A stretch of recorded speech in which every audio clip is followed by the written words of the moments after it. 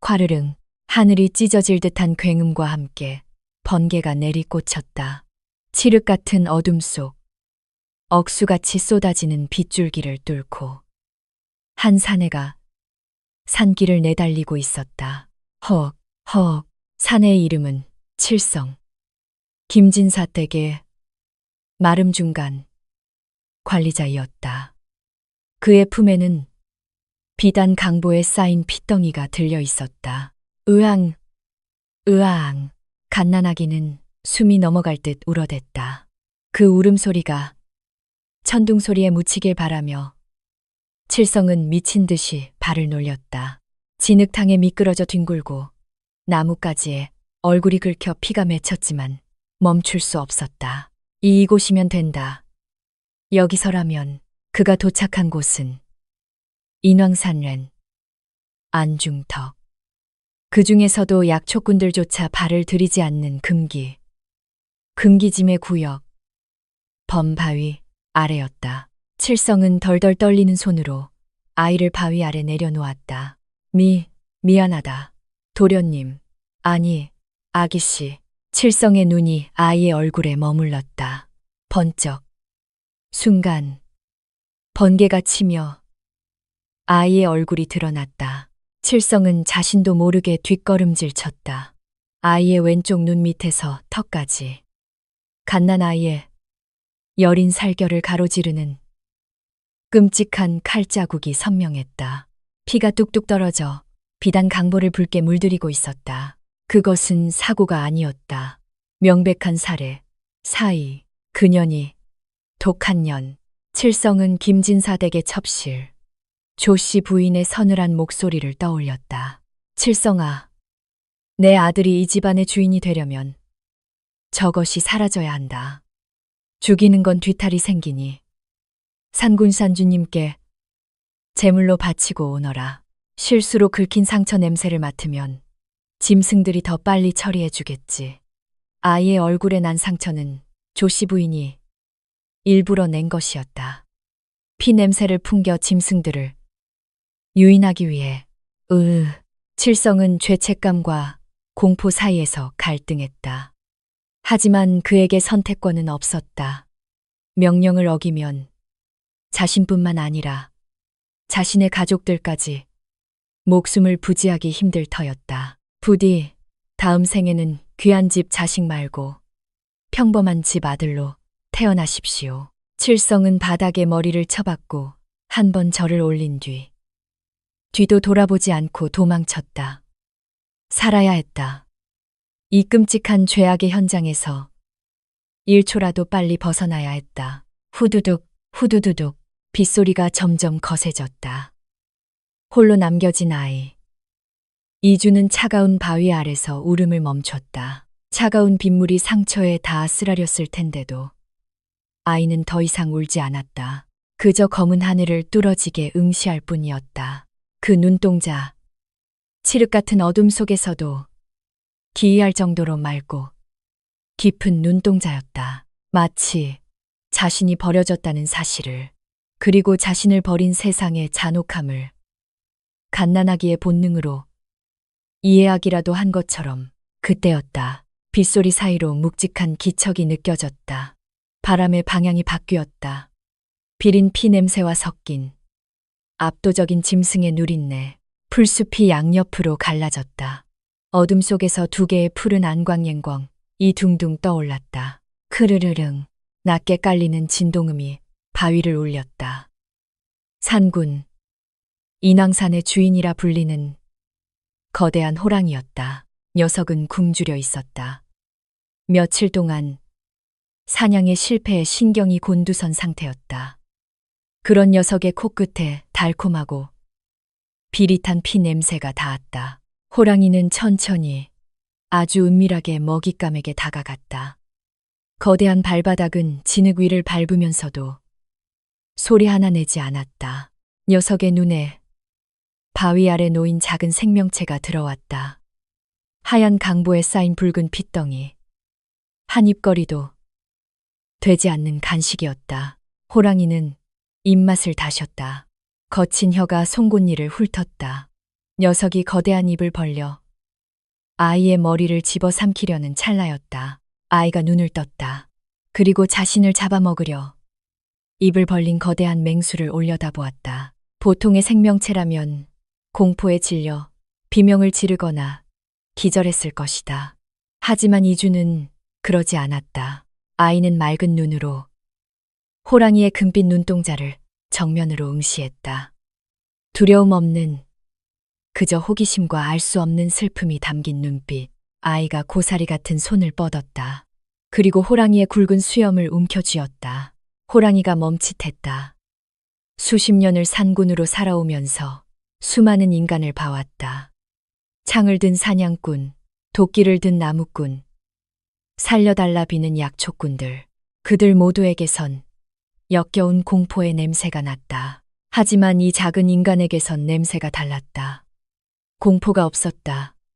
대신 묘한 동질감이 느껴졌다. 상처 입고 버려진 자, 무리에서 따돌림 당해 홀로 죽음을 기다리는 자의 냄새. 호랑이는 과거를 기억했다. 자신 또한 어미를 잃고 인간들의 덫에 걸려 다리를 절단당할 뻔했던 어린 시절을. 그 고통과 외로움의 냄새가 이 아이에게서 나고 있었다. 킁, 킁. 호랑이는 입을 다물고 아이의 얼굴에 코를 들이밀었다. 뜨거운 콧김이 아이의 얼굴에 닿았다. 아이는 제르르 하며 희미하게 웃었다. 그리고는 호랑이의 축축한 코를 작은 손바닥으로 비볐다. 기이한 일이었다. 살해, 사이가 눈 녹듯 사라졌다. 호랑이는 본능적으로 깨달았다. 이것은 먹이가 아니다. 이것은 새끼다. 호랑이의 거칠고 까끌까끌한 혀가 아이의 뺨을 훑었다. 상처에서 흐르던 피를 닦아내고 덧나지 않도록 정성스럽게 핥았다. 아이의 얼굴에 난 흉터가 쓰라릴 법도 하건만. 아이는 호랑이의 혀놀림을 어미의 손길처럼 받아들였다. 아이의 배에서 작은 소리가 났다. 호랑이는 잠시 고민하는 듯 하더니 몸을 웅크리고 아이의 옆에 비스듬히 누웠다. 그리고 자신의 젖을 아이의 입가에 가져다 댔다. 아이는 본능적으로 젖을 찾았다. 따뜻하고 비릿한 짐승의 젖. 하지만 그것은 그 어떤 인간의 품보다 따뜻했고 그 어떤 미음보다 든든했다. 쪽, 쪽, 쪽. 빗줄기는 여전히 거세게 쏟아지고 있었다. 하지만 바위 아래는 평온했다. 거대한 백호가 자신의 몸으로 비바람을 막아주고 있었기 때문이다. 그날 밤, 인간에게 버림받은 아이는 짐승의 품에서 비로소 안식을 찾았다. 가장 비천한 곳으로 내쳐졌으나 가장 고귀한 영물, 이에 아들이 되는 순간이었다. 15년의 세월이 흘렀다. 인왕산 깊은 곳, 인간의 발길이 닿지 않는 호랑이 숲. 그곳에 기이한 소문이 돌기 시작했다. 산짐승들을 맨손으로 때려잡고 나무를 타며 짐승의 언어를 이해하는 산신령의 아들이 산다는 소문이었다. 바람을 가르는 소리와 함께 한 소년이 나무 꼭대기에서 뛰어내렸다. 그의 키는 7처약, 2미터에 가까울 만큼 훤칠했고 어깨는 바위처럼 단단했다.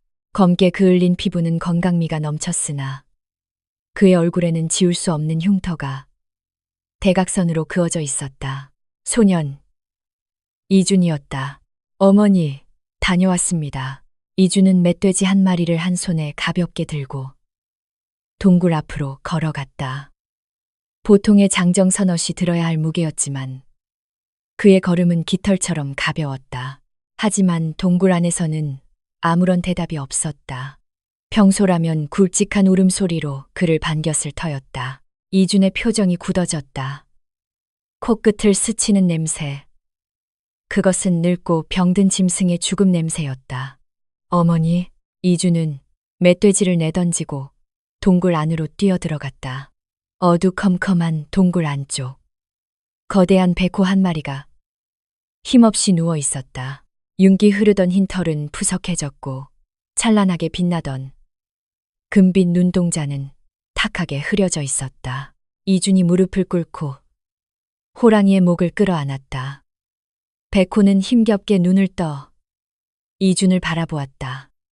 그리고 마지막 힘을 짜내어 거칠어진 혀로 이준의 흉터를 핥았다. 15년 전 빗속에서 그러했듯이 가라.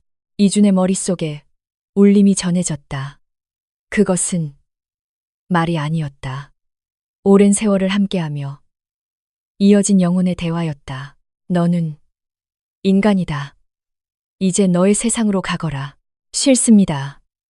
제가 어머니를 두고 어딜 갑니까? 산삼이라도 캐오겠습니다. 아니, 불로초라도 구해오겠습니다. 이준의 눈에서 굵은 눈물이 뚝뚝 떨어졌다. 천하의 맹수들도 두려워 피해 다닌다는 인왕산의 작은 호랑이가 어린아이처럼 울고 있었다.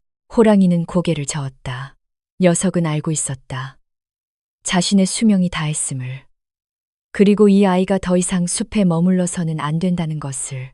이 아이에게는 숲보다 더 거칠고 험난한 인간 세상이라는 정글이 기다리고 있었다. 그곳에서 아이가 해야 할 일이 있음을 호랑이는 본능적으로 알고 있었다.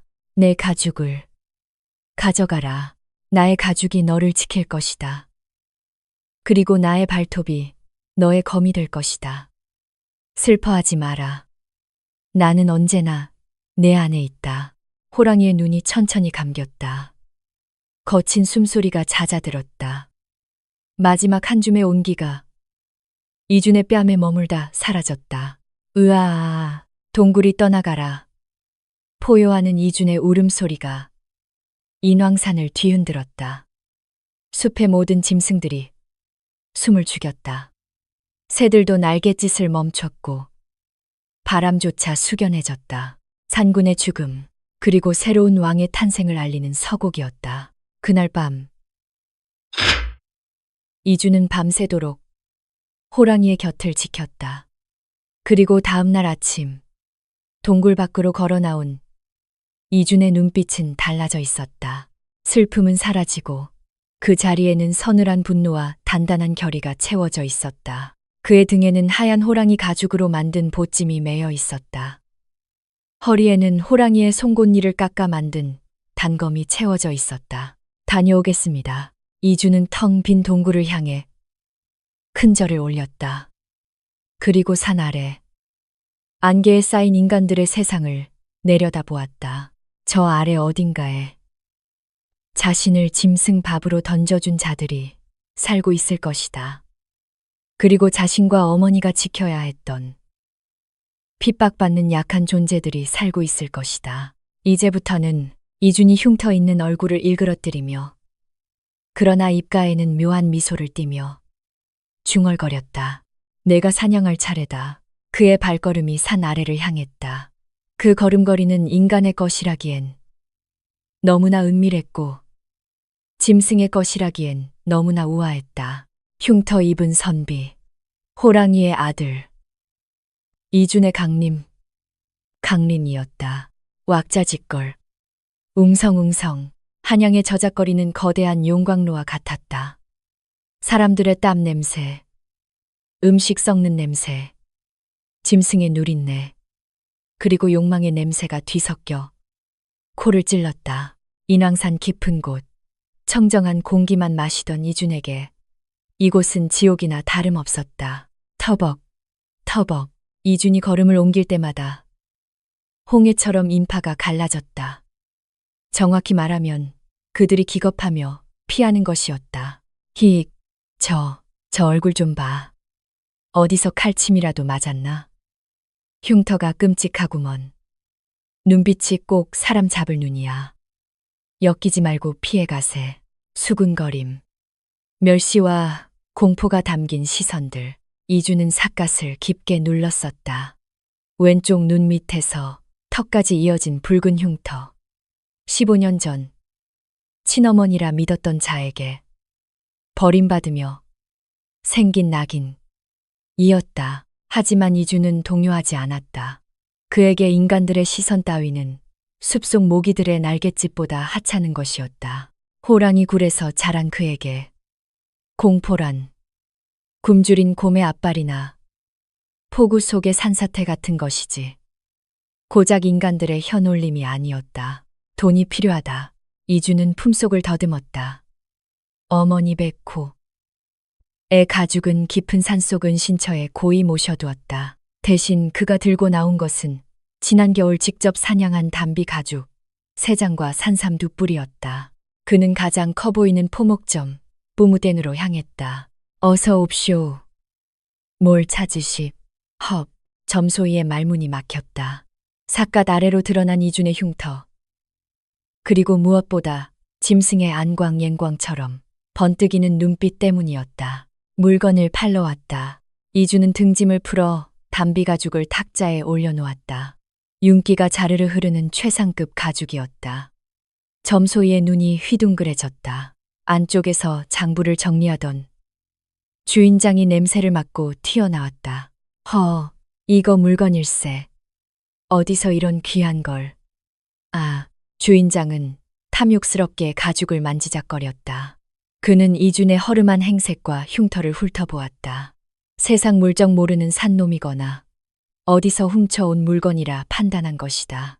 물건은 좋은데 흠집이 좀 있구만. 요즘 경기도 안 좋고 해서 단양 쳐주겠소. 단양. 담비 가죽 한 장 값도 안 되는 헐값이었다. 주인장은 속으로 쾌재를 불렀다. 이런 놈은 대충 겁주거나 푼돈 쥐어보내면 그만이었다. 과앙. 이준의 주변 공기가 무겁게 가라앉았다. 그가 아무 말 없이 주인장을 빤히 쳐다보았다.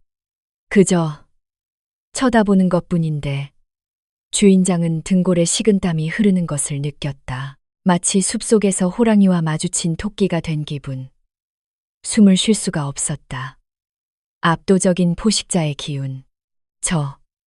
저기, 손님, 다시 말해보시오. 이준의 목소리는 낮고 차분했으나 그 안에는 서늘한 칼날이 숨겨져 있었다. 내 귀가 어두워 잘못 들은 것 같소. 이 가죽이 얼마라고? 이준이 무심코 손을 짚은 탁자. 모서리가 부서져 나갔다. 나무가 아니라 두부를 으깬 듯했다. 주인장의 얼굴이 사색이 되었다. 장사꾼의 본능이 경고했다. 이놈은 건드리면 안 된다. 이놈은 인간의 탈을 쓴 짐승이다. 정정하겠소. 30냥. 아니 50냥. 50냥 드리리다. 이주는 그제야 살기, 사치를 거두었다. 공기가 다시 원래대로 돌아왔다.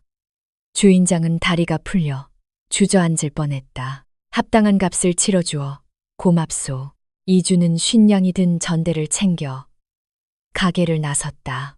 뒤에서 주인장이 괴물이라 중얼거리는 소리가 들렸지만 그는 개의치 않았다. 두둑해진 전대를 품에 넣고 다시 저작거리로 나왔을 때였다.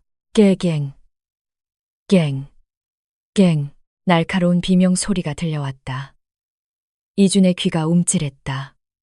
그것은 짐승의 비명이었다. 그것도 아주 어리고 고통받는 짐승의 소리. 발걸음이 저절로 그쪽으로 향했다. 푸척간 앞이었다. 배가 불룩 나온 거구의 사내가 몽둥이를 들고 바닥에 있는 무언가를 내리치고 있었다. 이 재수없는 똥개 새끼가 감히 내가 썰어놓은 고기를 훔쳐먹어. 퍽, 깨응. 아만다. 바닥에는 하얀 강아지 한 마리가 피투성이가 된 채 뒹굴고 있었다. 온몸이 흙투성이에 갈비뼈가 드러날 만큼 말랐지만 녀석은 살기 위해 필사적으로 꿈틀거렸다.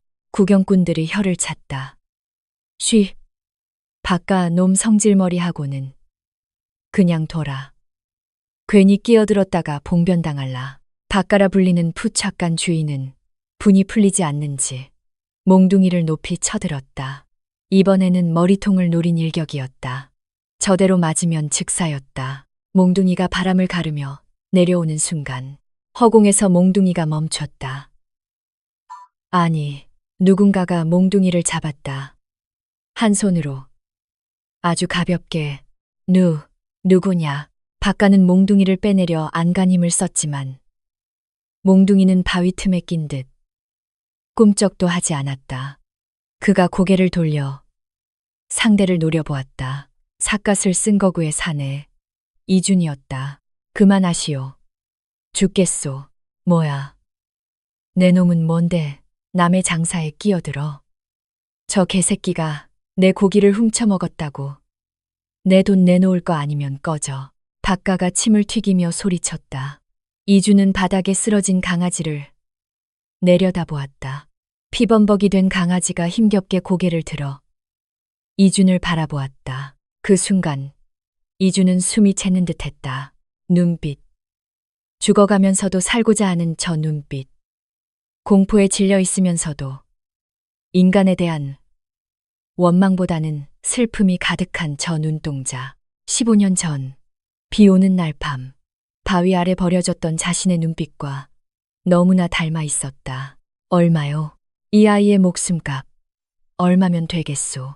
박가는 이준의 흉측한 얼굴과 덩치에 잠시 주춤했지만 곧 돈 냄새를 맡고 비열한 웃음을 지었다. 이 똥개를 사겠다고. 이거 아주 귀한 종자야. 고기 도둑질한 값까지 합쳐서 5냥은 받아야겠는데. 터무니없는 가격이었다. 보통 개 한 마리의 단량이라니. 구경꾼들이 미친놈 아니냐며 수군거렸다. 하지만 이주는 망설임 없이 품에서 엽전을 꺼냈다. 여기 있소, 짤랑. 엽전 5냥이 박가의 앞치마 위로 떨어졌다. 박가는 횡재했다는 표정으로 돈을 주워 담으며 킬킬거렸다. 진작 그럴 것이지. 가져가든 삶아 먹든 맘대로 하슈. 이주는 몽둥이를 쥔 손에 힘을 주었다. 단단한 박달나무 몽둥이가 나뭇가지처럼 부러졌다. 박가의 웃음이 뚝 멈췄다. 이주는 부러진 몽둥이 조각을 바닥에 툭 던지며 나직하게 말했다. 돈은 주었으나 짐승만도 못한 놈에게 주는 위로금이라 생각하시오. 한 번만 더 내 눈앞에서 생명을 함부로 다루면. 이준이 주먹을 쥐자 뼈마디 부딪히는 소리가 천둥처럼 울렸다. 그때는 이 몽둥이 꼴이 날 것이오. 박가는 입을 뻐끔거리며 뒷걸음질 쳤다. 공포. 진짜 살인귀를 마주한 듯한 원초적인 공포가 그를 지배했다. 이주는 몸을 숙여 강아지를 안아 올렸다. 피비린내와 흙냄새가 났다. 강아지는 바들바들 떨면서도 이준의 품을 파고들었다. 따뜻했다. 이준이 발걸음을 옮기자 구경꾼들이 홍해처럼 갈라졌다. 이번에는 흉터가 무서워서가 아니었다. 그의 등에서 뿜어져 나오는 범접할 수 없는 기백. 그 때문이었다. 저작거리를 빠져나와 한적한 개울가에 다다랐을 때였다. 이주는 강아지를 내려놓고 찢어진 옷자락을 물에 적셔 상처를 닦아주었다. 나도 아팠다. 아주 많이.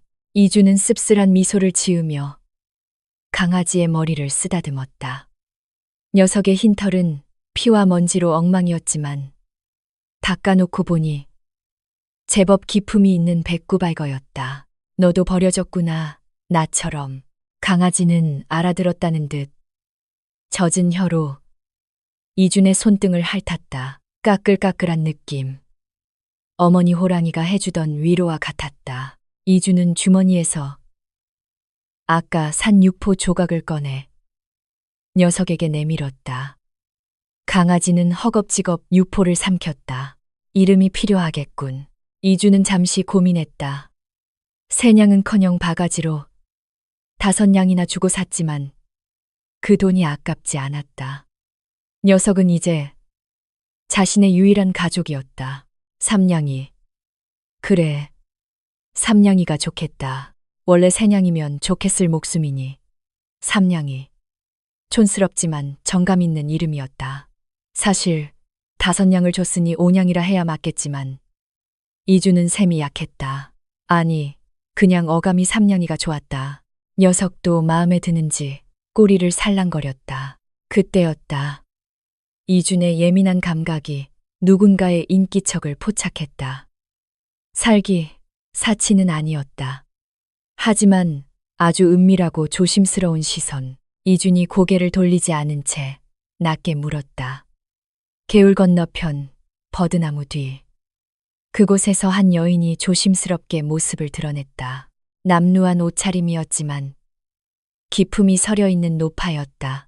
그녀는 떨리는 눈으로 이준의 얼굴, 정확히는 그의 흉터를 바라보고 있었다.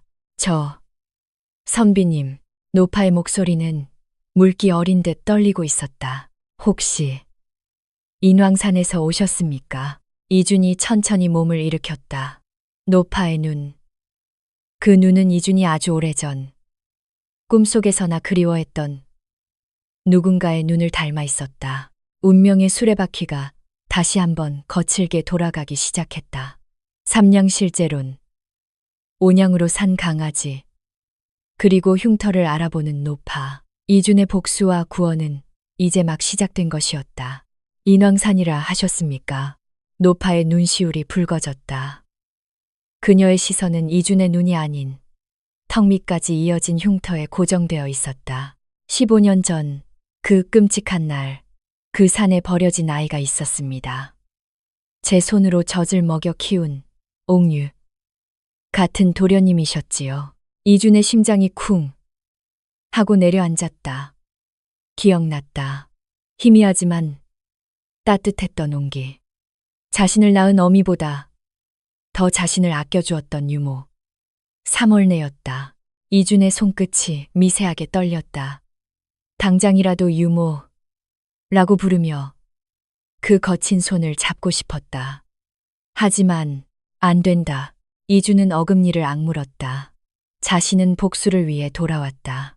지금 정체를 밝히면 김진사 댁의 눈귀에 들어가 이 노파마저 위험해질 수 있었다. 호랑이 어머니가 가르쳐준 사냥의 첫 번째 원칙. 숨통을 끊기 전까진 발톱을 숨겨라. 잘못 보셨소. 이준은 차갑게 고개를 돌렸다. 나는 산에서 약초나 캐는 사냥꾼일 뿐이오. 귀한 집 도련님과는 연이 없소. 하지만 그 흉터가 산에서 짐승과 구르다 보면 흉터 하나쯤은 예사여. 비켜주시오. 이준은 노파를 외면하고 걸음을 옮겼다. 매몰찬 대답. 하지만 그의 품 안에 알린 강아지. 삼냥이 많이 느낄 수 있었다. 주인의 심장이 얼마나 거세게 뛰고 있는지. 그리고 그를 잡고 있는 손이 얼마나 떨리고 있는지. 뒤에서 노파의 흐느낌 소리가 들려왔지만 이준은 끝내 뒤를 돌아보지 않았다. 저작거리의 끝자락. 이준은 허름한 객주 거주에 짐을 풀었다. 그리고 곧바로 향한 곳은 주막이 아닌 마을에서 가장 큰 서책방. 슈찻. 번인 문우관. 운유관이었다. 문을 열고 들어서자 묵향, 모샹과 종이 냄새가 훅 끼쳐왔다. 호랑이 굴의 피비린내와는 정반대되는 고요하고 정적인 냄새. 서책방 안에는 서너 명의 유생들이 모여 앉아 있었다. 갓을 쓰고 비단 도포를 입은 양반 자제들. 그들은 책을 읽는 척하며 쉬시덕거리고 있었다. 자네, 이번 과거 시험 시제 시다.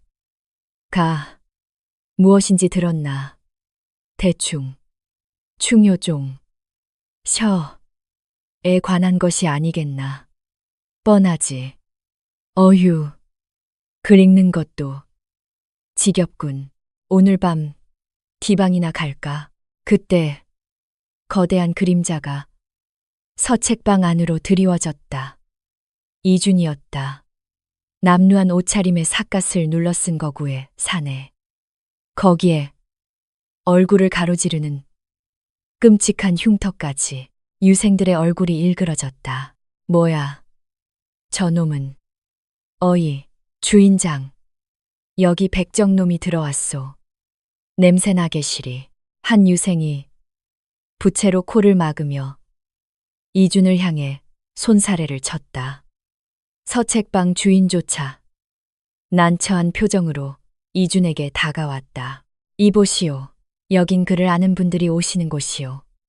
구걸은 밖에서 이준은 품에서 엽전 꾸러미를 꺼내 계산대 위에 올려놓았다.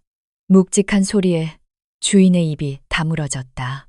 종이와 붓, 그리고 맹자, 멍즈 한 권을 주시오. 주인은 귀를 의심했다. 산적이나 백정처럼 생긴 사내가 맹자를 찾다니. 뭐라고?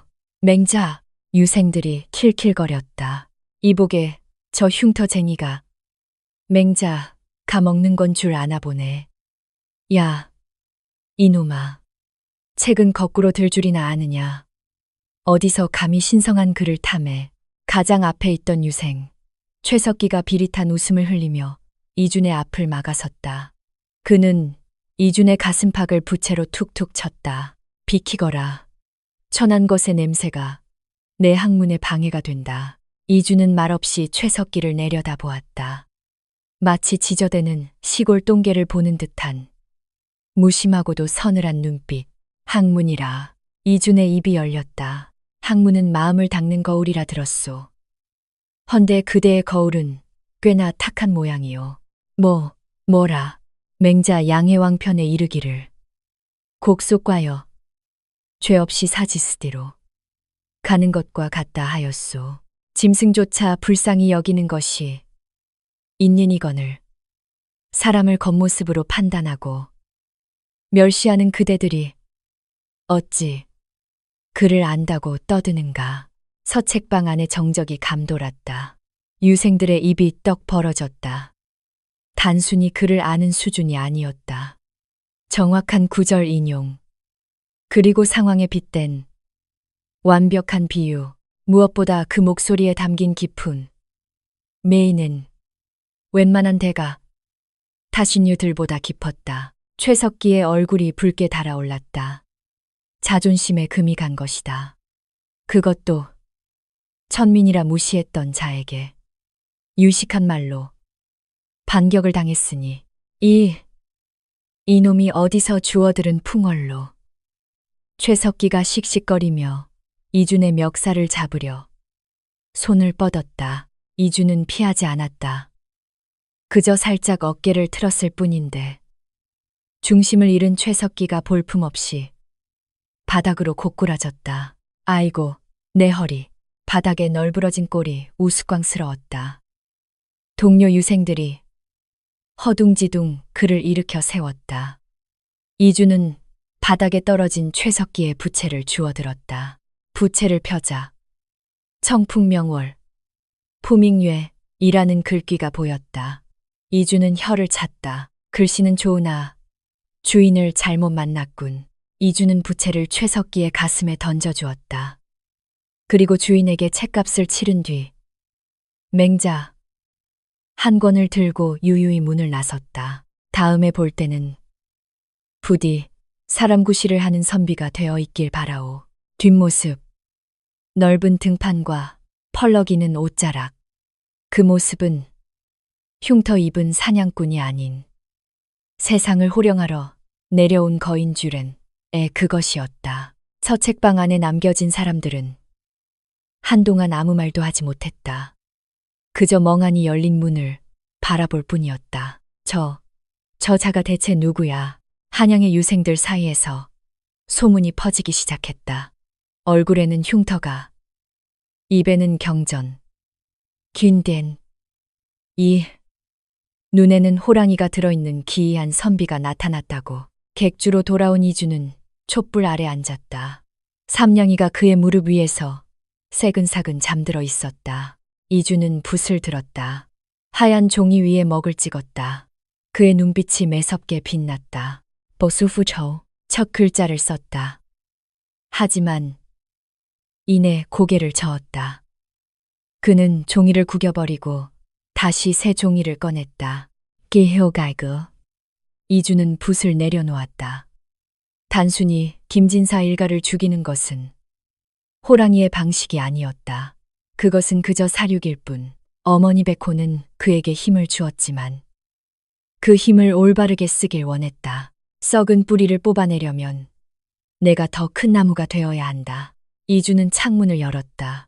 멀리 한양의 궁궐, 경복궁의 지붕이 달빛 아래 희미하게 보였다.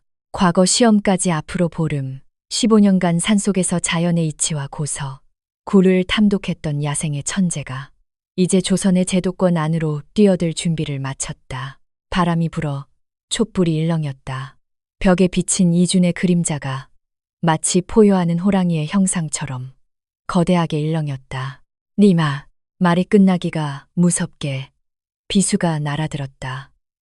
보통 사람이라면 비명을 지를 틈도 없이 목이 꿰뚫렸을 속도였다. 하지만 이주는 움직이지 않았다.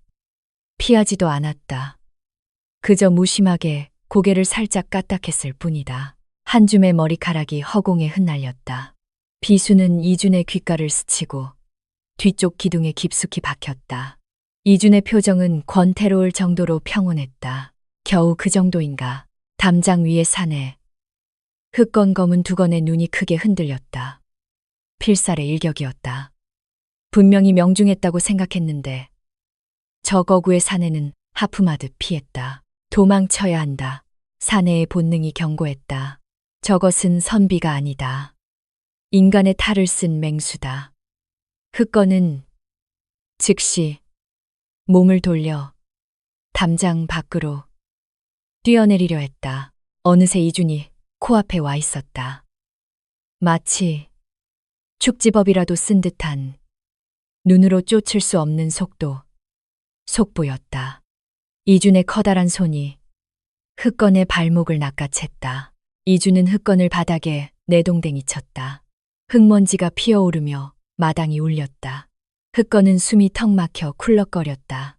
허리춤에서 다시 칼을 꺼내려 했지만 이미 늦었다. 이준의 발이 흑건의 명치 위를 눌렀다. 힘을 준 것도 아니었다. 그저 발을 올려놓았을 뿐인데 흑건은 천근만근 바위에 깔린 듯 꼼짝도 할 수 없었다. 누구냐? 너는? 흑건이 공포에 질려 물었다. 이주는 쪼그려 앉아 흑건의 두건을 벗겨냈다. 드러난 얼굴은 예상외로 앳된 기껏해야 17, 18쯤 되어 보이는 소년이었다. 눈매가 날카롭고 다부진 체격이었지만 지금은 겁에 질린 토끼 꼴이었다. 내가 묻고 싶은 말이다. 쥐새끼처럼 남의 집에 숨어들어 뭘 하려던 게냐. 죽여라. 정보를 캐내려거든 포기하는 게 좋을 거다. 나는 입이 무거운 아니물. 누가 죽인다고 했나? 이준이 피식 웃었다. 그 웃음이 흉터와 어우러져 더 섬뜩하게 보였다. 살기사치가 없더군. 네가 던진 칼에 살기가 없었다. 급소를 노린 척했지만 빗나가게 던졌지. 그저 겁을 줘서 쫓아내려던 것 아닌가. 소년의 눈동자가 흔들렸다. 정곡을 찔린 것이다. 사실 이 소년, 차돌은 이 금방좀 도둑패의 막내였다. 이 흉가는 그들의 비밀 창고였다. 귀신 소문을 퍼뜨린 것도 그들이 훔친 작물, 훔친 물건을 숨겨두기 위해서였다. 그런데 갑자기 웬 덩치 큰 흉터쟁이가 집을 샀다며 들어왔으니 쫓아내려던 것뿐이었다. 거짓말을 하면 이준의 눈이 순간적으로 금빛으로 번뜩였다. 호랑이가 먹잇감의 목덜미를 물기 직전의 눈빛, 낮은 진동음이 이준의 목 울대에서 울려 나왔다. 차돌은 심장이 얼어붙는 것 같았다. 말을 안 하면 죽는다. 아니, 씹어먹힌다. 잘못했습니다. 저는 그저 도둑놈입니다. 여기가 우리 아지트라. 쫓아내려고 그랬습니다요. 차돌은 줄줄이 자백했다. 이주는 발을 치웠다. 압박감이 사라지자 차돌은 거칠게 숨을 몰아쉬었다. 도둑이라. 이주는 턱을 쓰다듬었다. 방금 전 차돌의 움직임은 제법 날른다. 정식으로 무공을 배운 것은 아니지만 뒷골목에서 구르며 익힌 생존 본능과 날렵함이 있었다. 잘만 다듬으면 쓸만한 발이 될 제목이었다. 이름이 뭐냐? 차돌입니다. 차돌아, 선택해라. 이준이 흐건히 떨어뜨린 비수를 집어들고는 손가락으로 툭 쳤다. 놀랍게도 강철로 된 비수가 엿가락처럼 휘어졌다. 차돌의 턱이 빠질 듯 벌어졌다. 관아에 끌려가 곤장을 맞고 감옥에 갈 테냐? 아니면 내 밑에서 심부름이나 하며 살 테냐? 나는 지금 손발이 필요하다.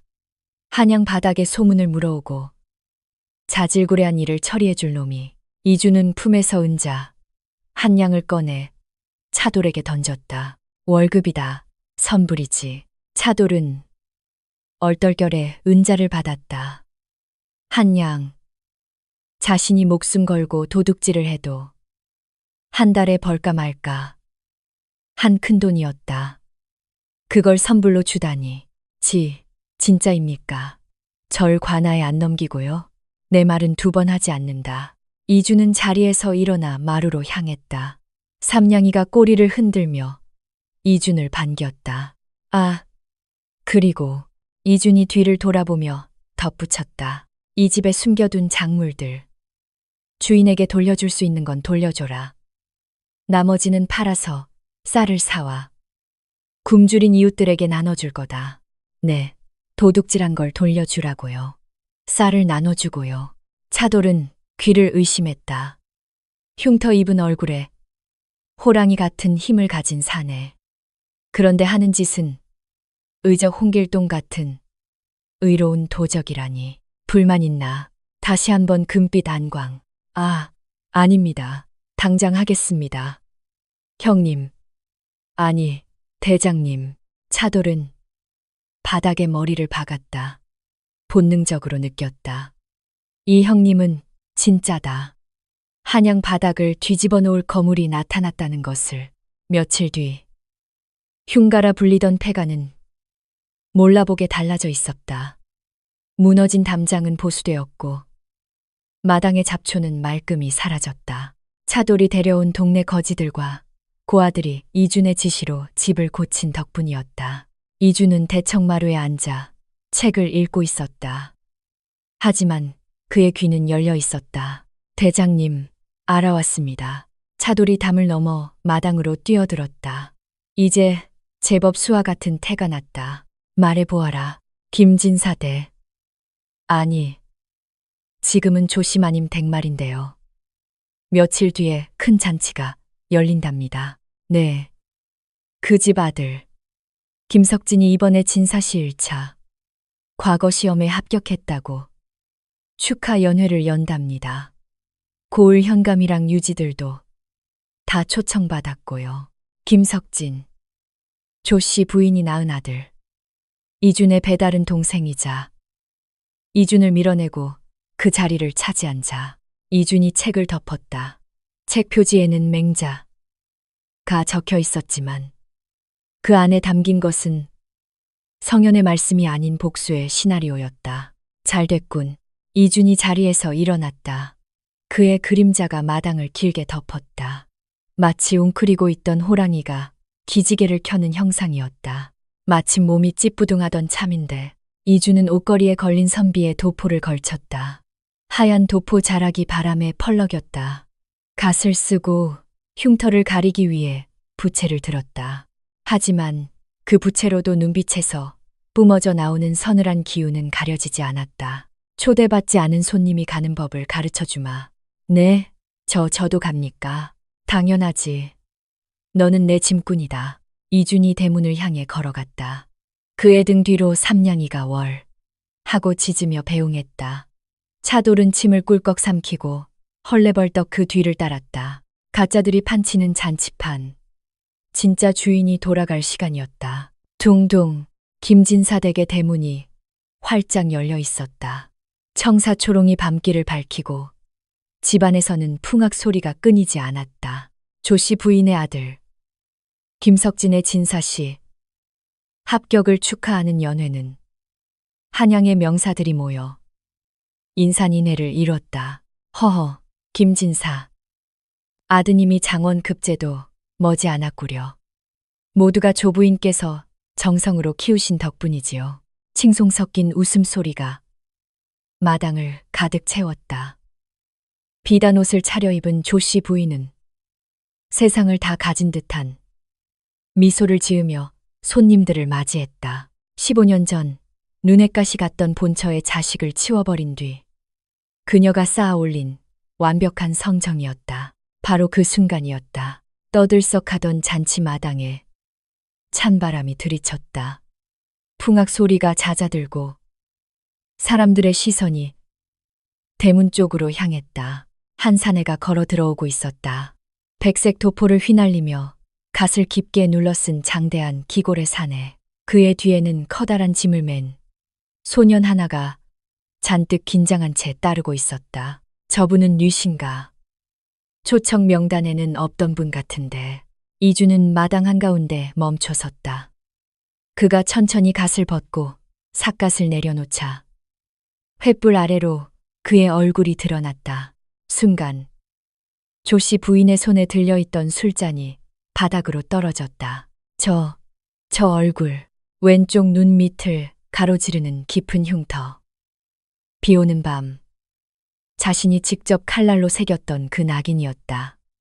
죽었어야 할 아이, 상군의 밥이 되어 뼈도 남지 않았어야 할 핏덩이가 괴물 같은 사내가 되어 제 발로 걸어 들어온 것이다. 오랜만이구려, 어머니. 이준의 목소리가 잔잔하게 깔렸다. 하지만 그 안에는 숲의 맹수가 먹잇감을 조롱할 때 내뱉는 서늘한 진동이 담겨 있었다. 무슨 소리냐. 어디서 흉측한 상처를 가진 불황자가 감히 이 신성한 잔치판에. 여봐라. 당장 저놈을 끌어내라. 조씨 부인이 비명을 지르듯 외쳤다. 그녀의 아들 김석진 또한 당황하며 하인들을 재촉했다. 수십 명의 장정들이 몽둥이를 들고 이준을 에워쌌다. 뒤에 있던 차돌이 겁에 질려 소리쳤지만 이준은 눈 하나 깜빡이지 않았다. 오히려 손에 든 부채를 가볍게 펼치며 한 걸음 내디뎠다. 쾅! 이준이 발을 내디딘 자리에 돌바닥이 거미줄처럼 갈라졌다. 압도적인 근가냐. 하인들은 마치 거대한 호랑이와 마주한 것처럼 다리에 힘이 풀려 주저앉았다. 짐승의 직감이 그들에게 속삭이고 있었다. 건드리면 죽는다. 신성한 잔치라 하였소. 이준이 비웃으며 조씨 부인에게 다가갔다. 한 걸음이 숨을 막히게 했다. 남의 자식을 죽이려 한 자가 열어주는 잔치가 어찌 신성할 수 있겠소. 이 집의 진짜 주인은 따로 있는데 말이오. 내 놈이 미쳤구나. 관아에 고발해주랴. 내 놈이 누구라고 감히 나를 모르겠소. 15년 전 인왕산 범바위에 버려졌던 이준이라 하오. 좌중이 술렁였다. 죽은 줄로만 알았던 김진사의 적자가 살아 돌아왔다는 소식은 폭탄과도 같았다. 김진사는 넋이 나간 채 이준의 얼굴을 살폈다. 흉터는 끔찍했지만 그 너머에 있는 눈매와 기백은 자신의 가문, 아니 돌아가신 민씨 부인을 빼다 박아 있었다. 준이냐? 정말 내 아들 준이야? 김진사가 떨리는 목소리로 물었다. 이준은 아버지를 바라보았다. 미움도 원망도 없었다. 그저 산속에서 마주쳤던 늙고 나약한 짐승을 보는 듯한 무심한 시선이었다. 준이라 부르지 마십시오. 저는 상군 산준, 애 아들로 자랐습니다. 이준은 품속에서 호랑이 송곳니로 만든 단검을 꺼내 탁자 위에 꽂았다. 단단한 느티나무 탁자가 종이처럼 뚫렸다. 오늘은 그저 인사를 드리러 온 것뿐이요. 내가 살아있음을, 그리고 이 집안의 어둠 속에 숨겨진 죄악들이 이제 곧 백일하에 드러날 것임을 알려주기 위해 이주는 사색이 된 조씨 부인에게 얼굴을 들이밀었다. 그녀의 귓가에 오직 그녀만이 들을 수 있는 낮은 목소리로 속삭였다. 어머니, 밤길 조심하시오. 산에서 내려온 범은 배가 아주 고프니까. 이주는 다시 갓을 썼다. 그가 몸을 돌려 대문을 향해 걷기 시작하자 그 누구도 가로막지 못했다. 조씨 부인은 부들부들 떨며 자리에 주저앉았고 잔치판은 순식간에 장례식장처럼 고요해졌다. 가자, 차돌아. 사냥은 이제 시작이다. 대문을 나서는 이준의 등 뒤로 달빛이 차갑게 쏟아졌다. 한양의 밤은 이제 더 이상 평온하지 않을 것이었다. 휘잉. 잔치가 끝난 뒤에 김진사 댁은 적막하다 못해 살벌했다. 안방에서 조씨 부인은 손톱이 깨질 정도로 상을 움켜쥐고 있었다. 이준. 그놈이 살아있을 리 없어. 분명 귀신이거나 그놈을 사칭하는 괴물이야. 그녀의 눈에는 광기 가서려 있었다. 조씨 부인은 곁에 서 있던 집사에게 은밀하게 수신호를 보냈다. 뒤탈없게 처리해라. 이번에는 시체까지 내 눈으로 확인해야겠다. 같은 시각 이준의 흉가.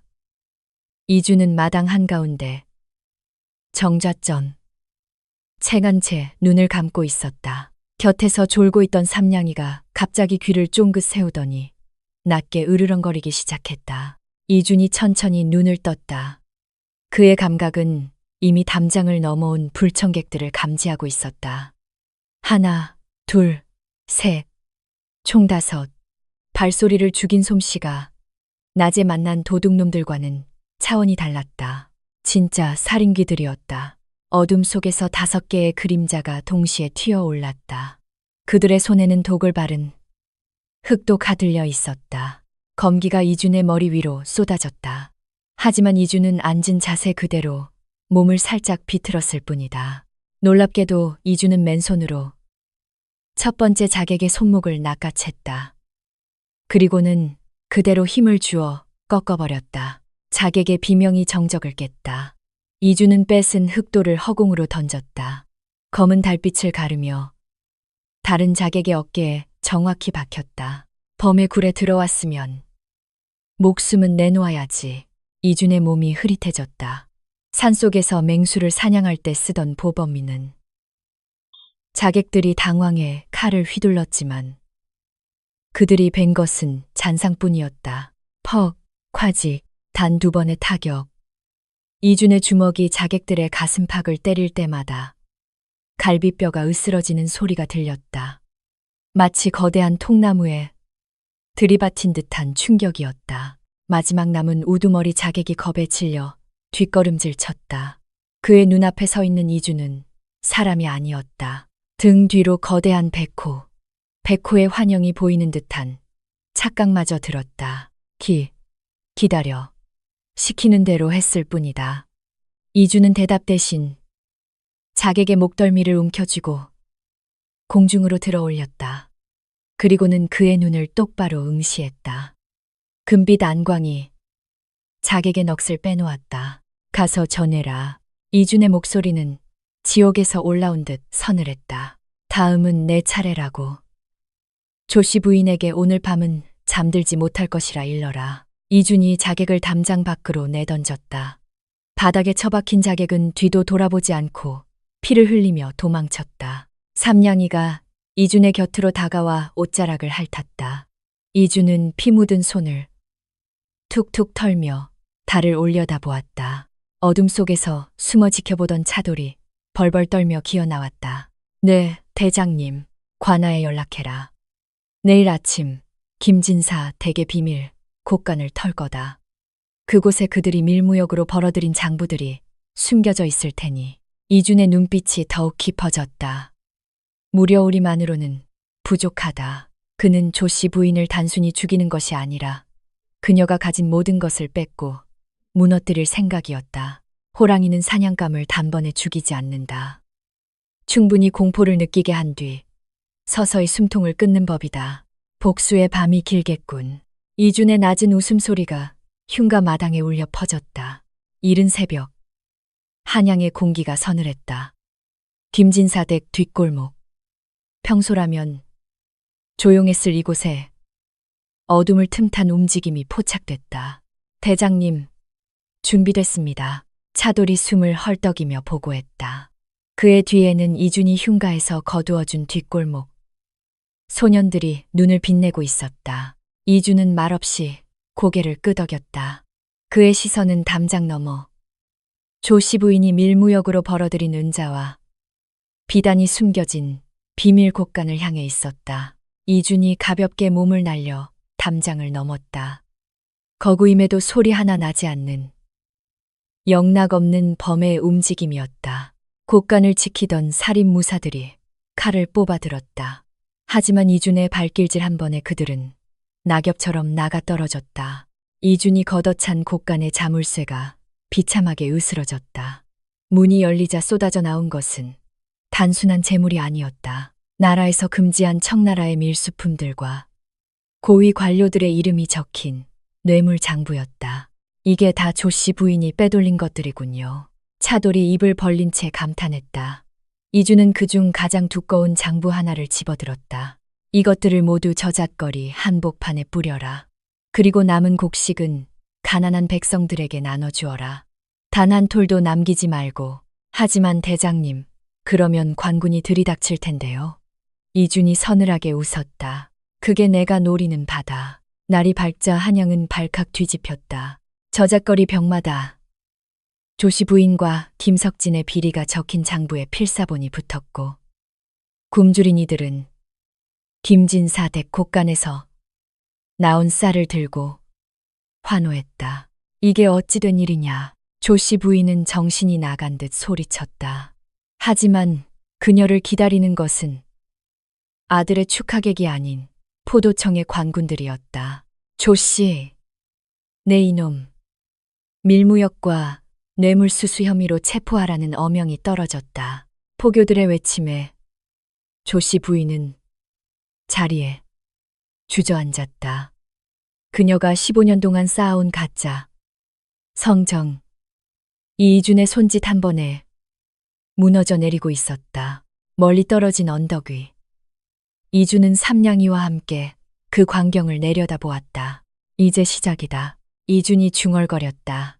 육체적인 죽음은 너무 쉽다. 그는 적들이 스스로 판 무덤에 빠져 천천히 질식해가는 것을 지켜볼 생각이었다. 삼냥이가 월 하고 짖었다. 범의 자식이 돌아왔고 한양의 질서는 다시 쓰여지고 있었다. 포도청의 관군들이 김진사 댁을 쑥대밭으로 만드는 동안 조씨 부인은 혼란을 틈타 뒷문으로 도망쳤다. 그녀가 향한 곳은 한양 외곽의 한 비밀 사찰. 그곳에는 그녀가 비상시를 대비해 숨겨둔 금괴와 호위 무사들이 있었다. 이대로 물러날 줄 알았느냐. 그 천한 놈을 찢어 죽이기 전까진 절대로 못 물러난다. 조씨 부인은 남은 무사들에게 이준의 목을 가져오라 명했다. 하지만 그녀가 말을 끝내기도 전에 사찰의 문이 통째로 날아갔다. 쾅! 자욱한 먼지 속에서 이준이 걸어 나왔다. 그의 눈은 핏빛처럼 붉게 타오르고 있었다. 어머니, 숨바꼭질은 끝났소. 이 괴물 같은 놈. 어서 저놈을 죽여라. 무사들이 달려들었으나 이준의 상대가 되지 않았다. 이준의 주먹이 허공을 가를 때마다 뼈가 부서지는 소리가 사찰을 메웠다. 불과 몇 분 만에 무사들은 바닥을 뒹굴었고 남은 것은 사시나무 떨듯 떠는 조씨 부인뿐이었다. 이준은 그녀의 목덜미를 움켜쥐었다. 15년 전 그녀가 자신을 호랑이 굴에 던졌던 그 손길 그대로였다. 죽여라. 차라리 단칼에 죽여. 죽음? 아니, 당신에게 죽음은 과분한 사치다. 이준은 그녀를 바닥에 내동댕이 쳤다. 그때 사찰 뒤편에서 한 노신사가 나타났다. 그는 바로 이준의 어머니 민씨 마님의 억울한 죽음을 조사해온 사헌부의 감찰관이었다. 이준 도령, 이제 멈추시오. 법이 이 여자를 심판할 것이오. 이준은 노신사를 빤히 바라보았다. 그의 손에 쥐어진 단검이 가늘게 떨렸다. 당장이라도 원수의 심장을 뚫고 싶었지만 등 뒤에서 삼냥이가 그의 도포 자락을 물어당겼다. 준아, 너는 짐승이 아니라 인간이다. 어머니 백호가 환청처럼 속삭이는 듯했다. 이주는 깊은 한숨과 함께 단검을 거두었다. 이 여자를 데려가시오. 대신 평생 빛이 들지 않는 감옥에서 자신의 죄를 씹으며 살게 하시오. 조씨 부인은 관군들에게 끌려가며 오열했다. 그녀의 아들 석진 또한 모든 관직을 박탈당하고 유배형에 처해졌다는 소식이 들려왔다. 며칠 뒤 이주는 모든 재산을 가난한 백성들에게 나눠주고 다시 인왕산으로 향했다. 왕은 그의 기계와 지략을 높이 사벼슬을 내리려 했지만 이주는 거절했다. 나의 집은 대궐이 아니라 숲이요. 나의 백성은 산속의 짐승들입니다. 산등성이에 선 이준의 곁에는 삼냥이와 차돌이 함께였다. 이주는 자신의 흉터를 어루만졌다. 이제 이 흉터는 아픔이 아닌 승리의 훈장이었다. 한양을 등지고 숲으로 들어가는 그의 뒷모습은 영락없는 산의 주인이었다. 인왕산 자락 깊은 곳. 이준의 초막에는 다시 평화가 찾아왔다. 한양의 소란스러움은 먼지처럼 사라졌고 들리는 것은 바람 소리와 삼냥이의 가벼운 발소리뿐이었다. 하지만 이주는 예전의 고립된 삶으로 돌아가지 않았다. 그는 매일 아침 차돌과 함께 산을 내려가 근처 마을을 살폈다. 대장님, 오늘도 환자들이 줄을 섰습니다. 차돌이 너스레를 떨며 마당을 쓸었다. 이주는 호랑이 어머니에게 배운 약초 지식과 산속에서 터득한 기기의 흐름을 이용해 병든 백성들을 돌보기 시작했다. 그의 얼굴에 난 흉터는 이제 공포의 대상이 아니었다. 사람들은 그 흉터를 인왕산 신선의 증표라 부르며 존경을 표했다. 어느 날 밤, 초막 뒷마당에서 기이한 소리가 들렸다. 이준이 문을 열고 나가자 달빛 아래 거대한 형체가 서 있었다. 어머니, 그것은 이준을 키워준 백호가 아니었다. 하지만 그 기운 많은 빼다 박은 젊은 호랑이 한 마리가 입에 무언가를 물고 있었다. 호랑이는 이준과 눈이 마주치자 물고 있던 것을 바닥에 툭 떨어뜨렸다. 그것은 수백 년은 묵었음직한 거대한 산던이었다. 나를 잊지 않았구나. 호랑이는 나직하게 으르렁거리며 이준의 손등에 코를 비비고는 순식간에 숲속으로 사라졌다. 어머니 백호의 영혼이 보낸 마지막 선물인 듯했다.